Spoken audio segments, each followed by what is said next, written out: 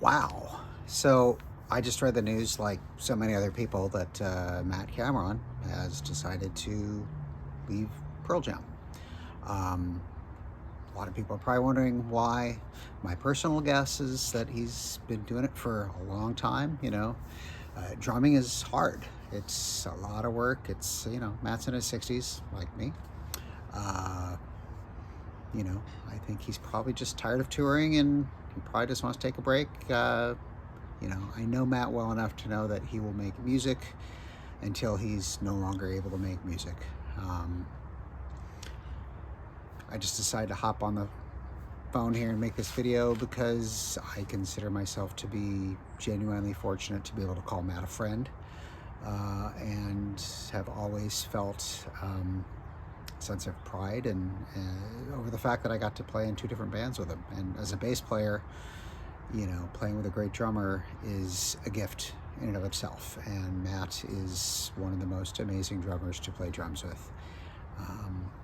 Originally, I met him at a club in Seattle in 1983 called Metropolis. He was playing with a band called Bam Bam. And he wasn't with them for very long, but that particular show, I sought him out after the show and just said, I thought you were amazing.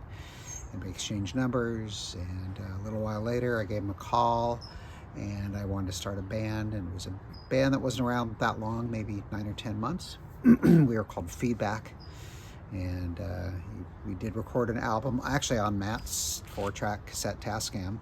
Jack and Dino later mixed it. And if you want to listen to it, you can hear it on Amazon, I believe. It's called 1984 Home Recordings, if I'm not mistaken. We're an all instrumental, very cerebral, kind of proggy maybe, I hate that word, but we're a trio. We couldn't get a show to save our life because instrumental cerebral rock was not really what was happening in Seattle in 1984. After that band disbanded, I started the band Skin Yard with my collaborator of many, many years, Jack and Dino.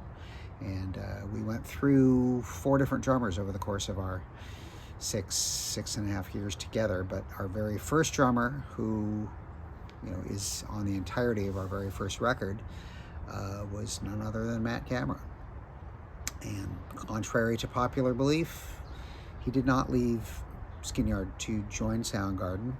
He just left Skin Yard, and it was kind of a mutual thing, and it wasn't a personal thing. It's just musically, we all kind of wanted to go different ways. And then when Soundgarden heard that he was available, they jumped. And they were smart to jump, and he was absolutely amazing for that band. You already know that. Anyway, Matt, whatever you end up doing, best wishes. Pretty big stuff. I'm sure this decision was not easy to come to, but I can't wait to hear what's next. Take care, brother. Bye.